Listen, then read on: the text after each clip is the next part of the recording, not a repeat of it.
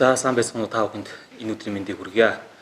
Тэгэхээр аймгийн иргэдийн төлөвшөлтөд урал засаг даргын тамгын газраас 2020 оныг 20 онд томоохон 3 зорилт дэвшүүлсэн байгаа. За нэгдүгээрт бол эрүүл мэндийг дэмжих хичээл, хоёрдугаарт залуучуудын хөгжлийг дэмжих хичээл, гуравдугаарт ажлын байрыг нэмэгдүүлэх хичээл гэсэн ийм томоохон 3 зорилтыг дэвшүүлсэн. За ингээд үүнтэй холбогдуулаад 3 ажлын хэсэг гараад энэ томоохон 3 зорилтыг хүрээнд хийж хэрэгжүүлэх ажлынхаа саналыг бас иргэд олон нийт төр төрийн бис байгууллагын зүгээс саналаа авч нэгтгээд ингээд энэ 2020 онд хийгдэх ажлын төлөвлөгөөгөө боловсруулж дуусгаад эхнээсээ ингээд ажилдаа ороод явж байна. За үүний хүрээнд залуучуудын хөгжлийг дэмжих хичээлийн хүрээнд бас нэлээд томоохон хийгдэх ажлын талаарх төслийг бас та бүхэнд танилцуулах гэж байна. Эдгээр нийгэмд гадуур тархаад байгаа COVID-19 коронавирустай холбогдуулаад олон нийтийн ажил зохион байгуулж болохгүй байгаа боловч бид бас энэ дотоод нөөц боломжийг ашиглаад ингээд бас нэмд хэрэгүнд шаардлагатай байгаа ажлуудаа чагсаагаад хамгийн үр дүнтэй гэсэн ажлуудаасаа бас хийж эхлүүлэхээр ингээд бэлтгэл ажлаа хангаа явж байна. Энэ ажил нь болохоор та бүхэнд бас сарын өмнөөс бас мэдээлэлээ хүргэж байсан. Аймгийн засаг даргын тамгын газар, гэр бүл хүүхэд залуучуудын хөгжлийн газар, дэлхийн зөнтөөгөө хамтраад бид бас Дархуул аймгийн залуу 5 гэр бүл тэр дундаа амжиргааны төвшин доогуур ийм өрхийн 5 гэр бүлийг эхний ээлжинд бид нар бас байшинтай болгоё гэдэг бас ийм төслийг бас боловсруулад ингээд энийг бас манай дэлхийн зөнгөөс санаачлах гаргаад энийг бид нар бас иргэдийн оролцоотой төсөл хөтөлбөрөөс тодорхой хувийн санхүүжуулаад ингээд энэ ажлыг эхлүүлэхээр бэлтгэл ажлаа хангаа явж байна. Ерөнхийдөө бэлтгэл ажлын түвшинд бүх шалгуур үзүүлэлт, бичиг баримт боловсруулалтын түвшинд бэлтгэл ажлаа хангачихсан. Зөвхөн иргэдийгээ ялангуяа залуу гэр бүлээ бүртгээд ингээд эх 5 сарын 10-наас бас шалгаад зарлаад ингээд шууд байшингаа барих хүлээлгэж өгөх ажил руугаа орохоор бэлтгэл ажлаа хангаа явж байгаамаа. Үүнтэй холбогдуулаад бас өнөөдрийн бас хэвлэлийн баг урлыг та бүхэнд хийж байна. За үүнтэй холбоотой илүү мэдээллийг манай Дэлхийн зан олон улсын байгууллага хүүхэд гэр бүл хөгжлийн газар бол нарийн шалгуур үзүүлэлттэй мэдээллийг бас та бүхэнд тодорхой өгөх бах. Ер нь энэ жил залуучуудын хөгжлийг дэмжих хичээлийн хүрээнд бид нар бас олон ажил төлөвлөсний нэг нь бол энэ залуучуудыг бас байшинтай болгоё гэж байгаа. Цаашаа тэгээ залуучуудын боловсрол, хөгжил, эрүүл мэнд, спорт, соёл урлаг, ажил орлоготой болох гээд дистратой олон ажлууд төлөвлөгдөж байна. Дэлхийн зүүн дархан хүүхдийн төлөв орон нутгийн төслийн хүрээнд бол Дархуул аймагт хэрэгжиж эхлэх 2 дахь жилдээ явж байгаа. Тэгээ манай төслийн гол зорилго нь бол захын гэр оролцоо хүүхдүүд хөгжил хамгааллыг сайжруулах, тэдний гэр бүл эдийн засгийн даван туулах чадварыг дээшлүүлэх чиглэгдсэн ийм хөтөлбөр хэрэгжиж байгаа.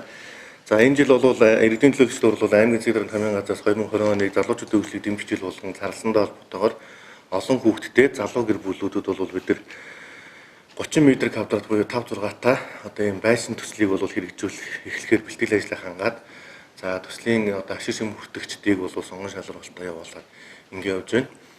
За онцлог нь гэвэл залуучуудын хөгжлийг дэмжих жил болсон зарласантай холбоотойгоор ашиг шим хүртэгч маань 21-с 34 насны байх хэвээр. За 3 ба түүнээс дээш хүүхэдтэй байх хэрэгтэй гэж байгаа. Яагаад тэгэхээр Дэлхийн зам бол хүүхдийн хөгжил хамгаалалыг сайжруулна.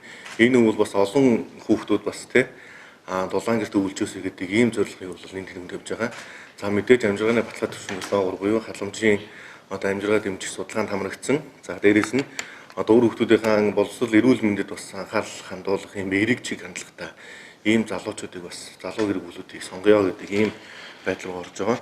За бичиг баримт бүрдүүлэлтийн хувьд бол бид нар 5 сарын 8-ны хүртэл материал хүлээн авч байгаа. За тэгээд энэ төслийн хүрээнд бол 3 ажил хэсэг гарцсан ажиллаж байна. Нэг нь бол төсөл сонгон шалгуулах ажил хэсэг, нэг нь бол олон нийтийг оролцуулах ажил хэсэг гэж байгаа.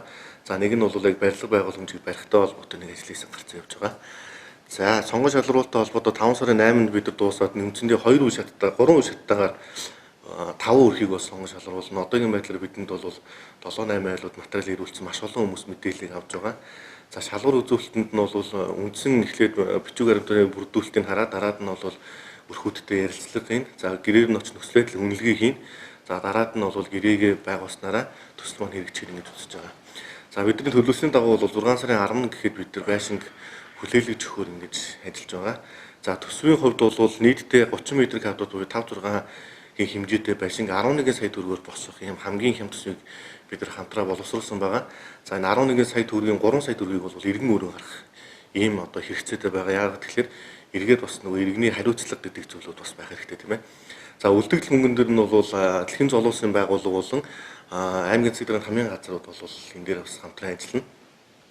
За энэ дээр бол яг барилгыг байшинг барих ажлыг бол иргэд өөрсдөө автоо хамаатан цаадан хүмүүсэд удаж засаг даргын хамгийн газраас нэгдсэн инженер чиглэл өгөн. За одоо хондамод за одоо өрөлгөө хий те одоо нэгдсэн ингээд инженерээр бол аймаг бас хамтран ажиллана. За оролцож байгаа мөнгөн дүрмүүд бол бид нар барилгын материалуудыг хуваагаад авсан худалдаа авалт хийж үзсэн. Дэлхийн зөнгөд бол барилгын дээврийн ажил үргэлжлэх ажлуудыг бол таагаад авчихсан. Одоо худалдаа авалт нь хийгдэж явж байгаа гэсэн. За 5 сарын 8, 5 сарын 10 гэхэд бол 5 өрх маань сонгогдсон байгаад төлөвлөж байгаа. За 10-аас хойш барилгын ажил эхлээд 1 сарын хугацаанд бол байшинг ашиглалтанд оруулах гэж үзэж байгаа. За энэ материалтай холбоотой хүмүүс маш олон одоо эрсдлүүдийг өөрсдөө дагуулж байгаа. Энэ юу вэ гэхэлэр нөгөө 3 сая төгрөгөөр байршуулнаа гэдэг ингээд 3 сая төгрөгийг бид нар яг нөгөө нэг их үүсвэртэй байх хэрэгтэй гэдэг шаардлага тавьж байгаа. Гэтэл иргэдмэн бас буруу ойлгоод дансандаа байршуулах юм бол маш олон өндөр үнэндүүдтэй мөнгө зээлж байна. Зарим нэг нь бол үйл хөдлөх хөрөнгө болон хамтран эзэмшигчийнхаа нэрийг шилжүүлж байна гэдэг тийм. За эдгээр бол яг эцсийн шийдвэр бол биш. 5 сарын 10-нд бол бид нар 5 сарын 18-нд бол хугацаа дууснаас хойш болоод яг сонгогдох хэрэгэддэг бол за одоо мөнгө байршуулаараа одоо ингэрэ гэдэг заавар зөвлөмжийг өгөх юм байна. За тэгээ эхлээд нөгөө эхний шалгууруудыг хангах гэж хүмүүс айгүй хэрэгслийг бий болгож байгаа учраас иргэдэн маань бас энийг маш сайн анхааралтай байлгаж бас яг зөв зөвлөлттэй зүйл дээрээ бас даалгам хийгэрэй гэдгийг зөвлөхөөрэй. Зарим айлууд нь бол нөгөө ипотекийн хамтран эзэмшигчийг нэрийг ингэж солиод энэ төсөлд хамрагдчих гэдэг эрсдлүүд бас гарч ин. Зарим нэг нь бол их мөнгө хэмжээний мөнгө зээлээ газар худалдаад авчих гэдэг тийм. Тэгээ яг нөгөө шалгуур үзүүлэлтэнд нь бол нөгөө доктортой байдлыг хангах үүднээс бид тэр газар гэж өмчлөх эрхийн газартай гэж үзэж өрхийн хэрэглэнэ 0.7-тай байх хэрэгтэй. Яагаад тэгэхээр дээр нь барилга байшин баригдах учраас гэрчлэг нь гарах учраас үд хөдлөхийн гэрчлэгээ бол тухайн иргэн дээр гарах хэрэгтэй байгаа тийм ээ. За тийм учраас газартай байханд бол маш их хэмжээний мөнгө зээлж газар худалдаж авах юм уу. Иймэрхүү асуудлууд зарим нэг мэрс ажиглагдаад байгаа учраас иргэд бол анхаарал хандуулахыг хүсэж байгаа. За материалыг бол хоёр газар дэлхийн зоолын улсын байгууллага буюу Хуучин дархан 18-ын буудлын дээр байрлах дэлхийн зөнгөний хоёр дахь байранд материалыг хүлээн авч байгаа. За нэг нь паркинг голдуудыг гэр бүлэг залуучууд хөгжлийн газар одоо материалыг хүлээн авч байгаа. Өглөөний 9 цагаас оройн 17 цагийн хооронд бол бид нар материалыг хүлээн авч байгаа. За тэгээд ер нь бол утсаар мэдээлэл авч байгаа хүмүүст бол маш их тодорхой мэдээллүүдийг өгж байгаа. Энэ жилийн хувьд бол бид нар дархан сумынхаа хэмжээнд зохион байгуулж байгаа. Иргэжлээс бол энэ төсөл амжилттай хэрэгжиж ирэх юм бол бусад хүмүүстийг оруулах асуудлыг бид нар судлаа гэж үзэж байгаа. За бусад одоо сумдуудаас бол маш их холбогдож байна. Тэгээ энэ жилийн хувьд бол захын гэр бол дээрээс нь дархан сум байгаа учраас энэ дээр бол дархан сумынхаа хүмүүсийг хамруулъя гэж ингэж үзэж байгаа. 3 сая төгрөгийг нөгөө шууд төрүүлээд нэг тушаах ойлголт иргэдэд байгаа. Тэгэхээр 3 сая төгрөг гэдэг маань өөрөө яг тухайн барилгыг барих явцдаа өөрт чи хэрэг болох гаргах зардал байгаа л да. Тэгэхээр тэрийг заавал өөрчлөж хүнээс зээлээд ч үгүй өнгөж гаргах шаардлага 300-аад үлдэгдэл материал авахд хэрэглэгдэх мөнгө.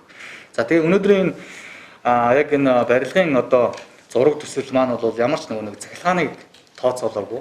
Тэгээ цахилгааны утас хаанаас хэдэн метр утас татах уу. За тэгээ нөө арзитик гээл одоо маш бас зарлууд орно. Тэгэхээр энэ зарлууд нь огт тооцоолоогүй зарлууд их байгаа. Жишээ нь одоо иргэд бас нөгөө шууд байшин ингээ бариад өгчих юм шиг тийм ойлголттой байгаа байхгүй. Энийг бол хамтарсан байдлаар шийдэж байгаа маа. Яг эдгээр зохион байгуулж байгаа дэлхийн зам болон засаг даргын тамгын газар, гэр бүл залуучууд хөгжлийн газраас бол тухайн айлд одоо яг тэр байшин баригдах тэр материалыг гаргаж байгаа гэдэг манай иргэд маань сайн ойлгоорой. Тэгээд яг одоо энэ сонгон шалгуулалтын дээр та бүхэн оролцохдоо өөрсдөө ажиллах хүчтэй байх хэрэгтэй. Тэгээ одоо хүн хүчтэй байх хэрэгтэй. Найз нөхөд одоо хамаатан саад юу гэдэг те. Дээр нь 3 сая төгрөгөө одоо яг тухайн үед гаргах чадвартай байх хэрэгтэй. Тэрэн дээр нэмээд бас нөгөө нэг цахилгааныхаа одоо асуудлыг шийдэх боломжтой байх хэрэгтэй шүү гэдэг бас дахин тэгээ хэлмээр байгаа. За дээр нь яг энд орох гэж нөгөө нэг залуучууд маань тавигдах шаардлага дээрээс нөгөө маш их залуучууд тэр өмчлөх газаргүй байгаа тий. Яг өмчлсөн газар байхгүй. Тэр нь л одоо ингээд дутагдчихад байгаа. За яг ингээд Батаарны одоо бусад юм тавигдах шаардлаганд бүрдчихэд байгаа. Тэгээд яг одоо ингээд баталгаатай манай одоо надад байшин барьж өгнөх юм бол одоо газар худалдаж авмаар байна ч гэдэг юм уу тий. Тиймэрхүү асуудлууд байгаа. Тэгэхээр энэ дээр бол манай сонгон шалгуулалтын баг гэж тусдаа баг гаргасан 7 хоног бүрэлдэхүүнтэй. За энэ сонгон шалгуулалтын багийг бол одоо маш шудраг байх үүднээс зүгээр энгийн иргэдийг болон олон улсын байгууллагын одоо төлөөллүүдийг За мөн одоо хөгжлийн бэрхшээлтэй төрийн одоо иргэдийн төрийн бус байгууллагуудаас бас ингээд тал бүрийн одоо олон талаас нь халбуудаас олон хүний бүрэлдэхүүнтэй салбар болгоноос хүмүүсийг оруулсан ийм сонгон шалгаруулалтын баг бүрдүүлсэн байгаа. Тэгээд сонгон шалгаруулалтын багт бол бид нар ямар нэгэн байдлаар одоо нөлөөлөх боломж байхгүй. За сонгон шалгаруулалтын баг ирсэн бүх материалтай танилцаад тэндээсээ материалуудыг одоо фильтрдээд шүүгээд өгнө. За шүүгээд өгөнгүүд мэдээж тэн дээр санал одоо зөрөлдсөн ч үгүй юм уу, санал давхцсан зүйл гараад дахиад тэндээс дараагийн фильтр нь бол нөгөө нөхцөл байдлын үнэлгээ хийгдэнэ. Гэрээр нь очиж нөхцөл байдлын үнэлгээ хийгдэнэ. За тэгээд ярилцлага явагдана гэсэн гурван дараалтаар явагдаж байгаа. За тэгээд бас ингээд нөгөө нэг одоо ташрамт гэх юм уу далимдуулаад хэлгээд бол одоо хэвлэл мэдээлэл олон нийтэд түгэх гэж баг ажиллаж байгаа. Ажил нь тэгээд бидний зүгээс бол яг хөө гэхээр тухайн одоо 5 болж өгвөл бид нар яг үнэхээр зорж байгаа зорилтод бүлгийнхаа одоо 5 гэр бүлтэй туслахыг хичээж ажиллана. Тэгэхээр мэдээж одоо асуудлууд их тулгарна тий одоо санхүүгийн хүчийн асуудлууд их тулгарна. Тэгээд энэ дэр магадгүй яг одоо энэ мэдээллийг авч байгаа аж ахуй нэгж хувь хүн байгууллагууд байвал бас бидэнтэй хамтраад ингээд яг одоо энэ Тархуулын аймгийнхаа бас 5 залуу гэр бүл туслаач тий хэдүүлээ бас ингээ гар бие нийлээд одоо сэтгэл санаа нийлээд ингээ хамтдаа бас нэг гэр бүлийг бас маш сайхан болгоё гэдгийг бас та бүхэндээ уриалан зарламаар байна. Тэгээд хувь хүн аж ахуй нэгж хэний ч өмнө одоо бидэнтэй хамтран ажиллахад бол боломжтой байгаа шүү. За яг энэ байшин төсөл маань одоо бол баригдаад эхлэхэд бол асуудлууд маш их тулгарна тий хоол хүнснээс гулаад одоо юу гэдэг хүн хүч тэр материалыг буулгах хүн хүч тэгэл энэ чинь ажиллах хүчин байлаа хэдэр ажиллаж байгаа хүмүүсийн хоол хүнс гээл те. Тэгээ би түрүүн хэлсэн нөгөө нэг ашаан доторх тогшилт болон одоо тэгэл маш олон тийм зардлууд гарах учраас энэ болгон дээр бол одоо та бүхэн бас магадгүй үзэж байгаа үзэгч тахны хамаа залуучууд нь бол хүмүүсээ иргэд байх юм бол одоо бид бүхэнтэй хамтран ажиллах боломжтой. Бид бас бид нар зорилттой өрхүүдийг бас сонгож шалруулж байгаа учраас иргэд маань яг 3 сая төгрөгийн бас боломж нь бас таараа байгаа өрхүүд байгаа. За эдгээр өрхүүдүүд бол бид нар яг зөвөр холбон дуушлах үйл ажиллагаа зохион байгуулах боломжтой байгаа. Жишээ нь зүүн сан буюу Vision Fund дээр бол дэлхийн зүүн олон улсын байгууллагатай хамтарсан байшин сайжруулах төсөл зээл гэж байгаа. За энэ нь бол сарын юуны 333% хүүтэй 48 сараар авлаа гэж бодоход сартаа 140 орчим мянган төгрөг төлөх ийм боломж бол байгаа юм лээ. Бусад дэвжихний хийж юм бусад одоо банк ба санхүүгийн байгууллага болон банкнуудад бол зээлийн бүтээгдэхүүн үйлчлэгнүүд байгаа. Тэгээд иргэд бол өөрсдөө энийг бас өөрсдөө их өсрөөрөө хангаад өрөх боломж байгаа шүү. За сонгон шалруулалтын ажлын хэсгийн хувьд бол түрүүн хэлсэн айл болох бид нар төрийн болон төрийн бус байгууллага олон улсын байгууллага иргэдээс олж байгаа учраас айл болох шударга байдлаар шүүхийг ингэж үзэж байгаа. За нэг асуудал нь ширээн нуруунд газартаа иргэд маань бас хамрагдаж болох уу гэдэг асуудлууд их ярьж байгаа. Тэгээ ширээн нуруу бол газар зохион байгуулалтын хувьд бол Засгийн захиргааны нутаг дэвсгэрийн нэгжийн хувьд ч гэсэн Сэлэнг аймгийн газар болж байгаа. Тэгэхээр Сэлэнг аймгийн Сайхан сумын нутаг дээр дархны үйл хөдлөх буюу дархны иргэний байшин барьж болохгүй учраас ширээн нуруунд бол хараахан боломжгүй байгаа шүү гэдэг зүйлийг бас хэлхэн зүйтэй. За холбогдох дугаар бол дэлхийн зүүн олон улсын байгууллагын зүгээс 9926 5568 гэдэг миний утасны дугаар болон 70 17 53 23 гэдэг манай төв офисын утаснаараа холбогдох боломжууд байгаад байгаа.